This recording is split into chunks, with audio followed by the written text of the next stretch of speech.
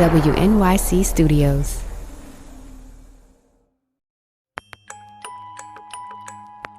Earlier this month, libertarian political scientist Charles Murray, author of The Bell Curve, which is derided by many as a racist take on the relationship between genetics and intelligence, was invited to speak at Middlebury College in Vermont. And invite you to welcome with me this evening's speaker, Dr. Charles Murray. Murray only made it a couple of words into his talk when more than half of those crowding the hall stood up, turned their backs on him, and proceeded to read a long, prepared remark on masse. What is most important must be spoken, made verbal and shared, even at the risk of having it bruised or misunderstood. Death is the final. When Murray and the liberal professor who was to interview him after his talk were walking to the car, the crowds jostled him and injured her. Thus, with violence, liberal students curtailed the free speech rights of a visitor. The irony was not lost on the media. The ensuing torrent of editorials were focused on some familiar themes, namely trigger warnings, safe spaces, and political correctness on college campuses. Today's college kids are so coddled, so protected, they're the equivalent of a 13-year-old from a century ago. Why give them freedom of any kind? You're fighting for the right to be a pussy and not hear opinions that you don't like. We dove into all of this last September after noticing a letter sent to incoming freshmen at the University of Chicago, which read, quote, "We do not support so-called trigger warnings. We do not cancel invited speakers because their topics might prove controversial, and we do not condone the creation of intellectual safe spaces where individuals can retreat from ideas and perspectives at odds with their own." So, is free expression on college campuses being stifled by tools like trigger warnings and safe spaces?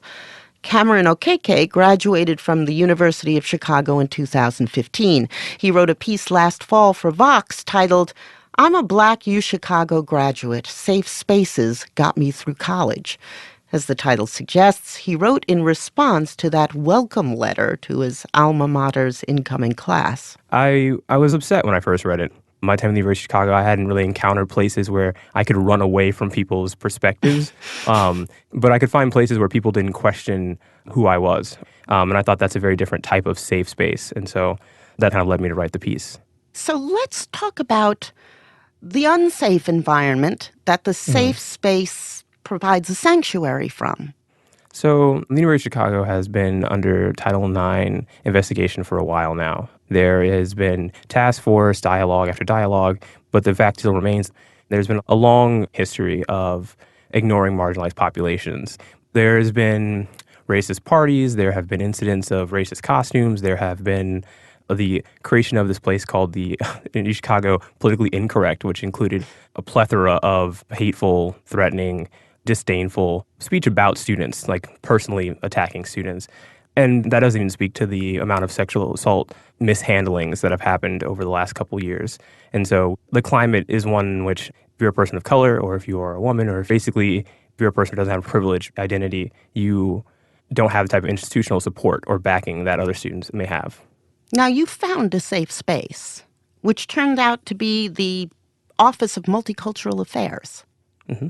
And when I was there, it wasn't that I wasn't challenged and no one would take my ideas and kind of run them through the intellectual ringer, but I was never being pestered by other students to explain what it means to be Black or being tested in such a way to see if I actually fit the Uchicago profile. Profile, yes. You didn't fit the profile? Not at all. I mean, I was a first-generation student born in the South Side of Chicago, and I'm Black. So it was one of those situations where people were like, "Oh, what are you doing here? Is it affirmative action?" I can't tell you how many questions I fielded about Black culture, about why Black people don't value education, why is the South Side of Chicago dangerous, blah, blah, blah, blah. And in OMSA, if they want to answer these questions, they would ask them in a respectful manner. They didn't assume or demand an answer from me as if I was only there to be the diversity for them. They cared about me as a person. And I think that having that type of space made me more willing to offer up my perspective and actually exercise my speech. You've made the point that trigger warnings and safe spaces actually are conducive to academic freedom. We have seen time and time again that diversity for diversity's sake is not enough. We can't just have people of color in a room. We can't just have women in a room and expect them to speak. Freedom of speech is not something that has ever been equally accessible in our nation. We have to do work for that. And I think that part of what trigger warnings and safe spaces do, they do the work to give people a way to step away from the conversation so they can re-enter it when they feel like they can. And it gives people the freedom to engage when they need to and then also step away when they can't. And I think that enriches the conversation as opposed to undermining it, because it just doesn't work trying to force people into a conversation that they don't want to have. Critics call that coddling. Your generation is just so sensitive. We are sensitive. I honestly think that the critics who claim that we can't take the realness of the real world don't seem to understand that being born black, being born a woman, being born whatever way you are that doesn't fit into the mainstream norm means your life is already hard. I was already living in the real world before I came to the University of Chicago. And I don't ask my university to coddle me any more than I guess any other student would ask them to accommodate their needs, especially given the fact that universities have spent the larger part of their history catering to and pandering to one demographic of people. And so I think that there is a certain degree in which we should be able to ask for the university to change the way it functions to accommodate the diversity it claims that it wants. You have to assume that the U of Chicago sent this letter because administrators think that there is a stifling of expression and that it's part of a nationwide trend. Do you see that happening? I see it happening, but I don't see it happening because of the trigger warnings or because of safe spaces. We are living in I think would be an unprecedented political climate. But the university shouldn't use this in their welcoming letter. If they want to have a conversation about this, fine, that'd be great. But a welcoming letter for new high school graduates who are excited to be in this type of intellectually stimulating, amazing environment is not the time to tell them what you do and don't condone. It's a time to welcome them and say that we as a university, we support diversity, we care about people, we're doing our best. That's what a welcome letter should do. They tried to curb the trend, but they didn't do anything else but fan the flames. Cameron, thank you very much. Thank you. Cameron Okeke graduated from the University of Chicago in 2015. He's currently earning a master's in bioethics at Johns Hopkins University. His recent piece in Vox is called "I'm a Black Uchicago Graduate. Safe Spaces Got Me Through College." Okeke argues that trigger warnings can help students find their voice in a classroom.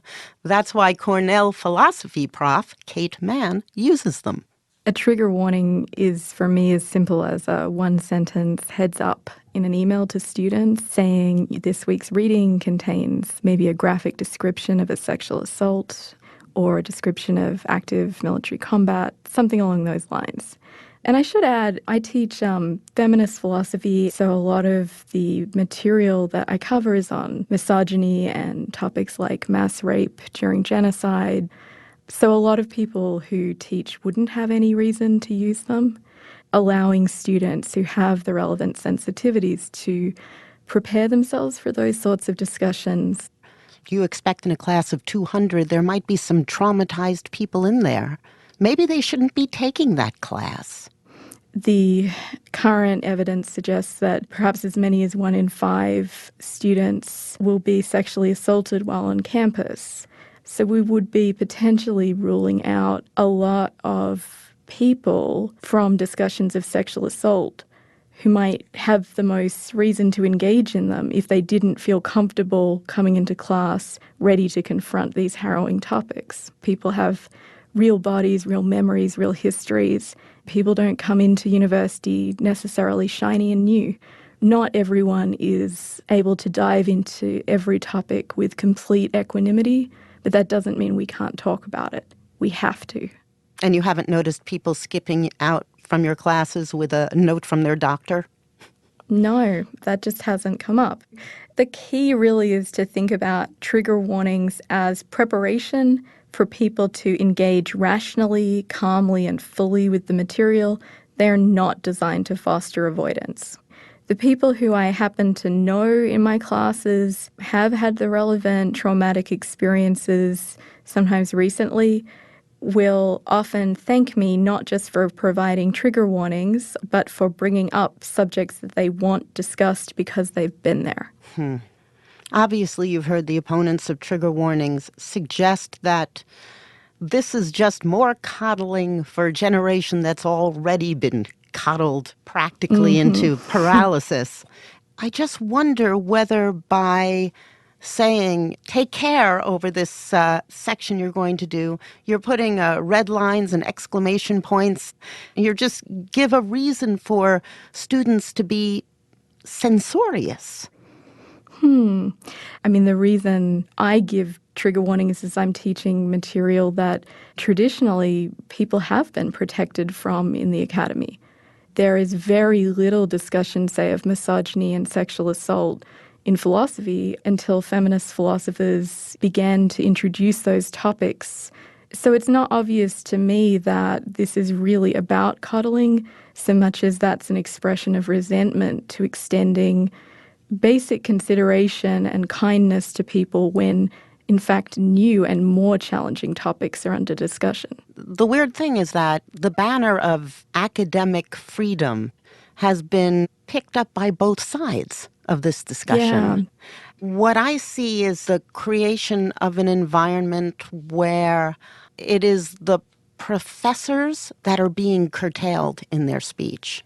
Yeah, I mean, I think a lot of people who historically have been very privileged are feeling unfree because members of historically subordinated groups are freer to morally criticize their statements. Professors want to be safe too. Yeah, I think there's a fair amount of wanting to be coddled from moral criticisms that hurt, but that's what we have to learn to do. We have to learn to sometimes think, you know what, I put that badly, I feel ashamed, now I have to pick my head up, apologize, and keep teaching. Can you see a scenario in which trigger warnings could narrow academic freedom? Yeah, I mean, I think we have to be very careful about the possibility of trigger warnings becoming mandatory and it being top-down on the part of the administration. That would clearly infringe on academic freedom, and I would be the first to be up in arms about it. What I am in favour of is student-led, bottom-up requests for trigger warnings. You want the kids to run the university? I want my students personally to be comfortable challenging me, and I think that's hard. I know how hard it is to challenge authority figures of any kind, and I do want students to be able, in a respectful civil way, to say, actually, that was a really problematic way to approach this material, because that's what it means to have an egalitarian approach to education. And is that automatically a good thing? There's certainly differences in expertise. I'm not saying that I don't have intellectual authority in lots of ways in the classroom because that's why I'm there. But there's a difference between intellectual authority and moral authority. And in some ways, students of mine who are not white, say, will have moral and political authority with respect to issues of race, and I should be listening. Kate, thank you very much. Thank you so much for having me on. Kate Manne teaches philosophy at Cornell. Geoffrey Stone is a professor of law at the University of Chicago, where he specializes in the First Amendment. He helped stake out the university's position on free speech and said that that letter sent to freshmen that sparked the whole debate had been widely misinterpreted. When we spoke to him last fall, he told us that the university is fine with both trigger warnings and safe spaces, as long as the former isn't mandatory or the latter exclusive. The letter, which was written by the dean of students in the college, was basically meant to suggest that trigger warnings and safe spaces are both problematic concepts in an institution committed to academic freedom and to a robust political discourse. I think they've been misconstrued as suggesting that trigger warnings should be prohibited, even if faculty members wish to offer them, and that the idea of safe spaces, which is a very ambiguous term, in general is inappropriate, which is not at all what the letter said. Yeah, that's sure not what he said, though. He said, we don't support trigger warnings. We don't condone the creation of intellectual safe spaces. So condone means the college is withholding its blessing from the creation of these safe spaces and that they don't support trigger warnings. It's saying it doesn't encourage them, but it's up to the individual faculty member. It's a short letter addressed to entering students. It was not meant to be this huge public issue. As I've said before, I think this is much ado about nothing. I don't in any way begrudge the discussion of these kinds of questions. Having discussions about trigger warnings and about safe spaces and about certainly academic freedom, those are great issues. But coming back over and over again to the letter, which is written by a dean of students, not by the university president, not by a faculty committee, is just taking it way out of proportion. You've written about how freedom of expression in American universities has kind of seesawed for centuries. Could you give us a brief history? Sure. In the early 19th century and before that, universities were places in which the leaders of the institution would dictate, based on a principle of doctrinal moralism, what ideas could and could not be expressed. During the 1820s and 30s and 40s, during the debates over slavery, there were faculty members and students in the North who were disciplined or fired because of their defense of slavery, and there were faculty members in the South who were fired because of their criticism of slavery. It was during the era of Darwin and the dispute over creationism that universities for the first time began to talk seriously about freedom of expression, the quest for truth, and not to be bound by conventional wisdom. But even then, the issues continued to roil. During World War I, universities disciplined students and faculty members who raised questions about the legitimacy of the war.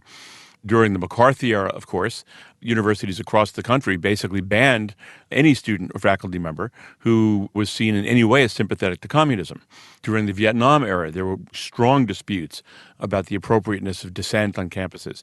So this has been an ongoing issue from all of our history, but increasingly over time, universities have come to accept the principle that for them to meet their responsibilities, faculty and students alike need to be able to express their views without having some senior officials determining what ideas are or are not permissible. So how would you characterize the state of academic freedom now?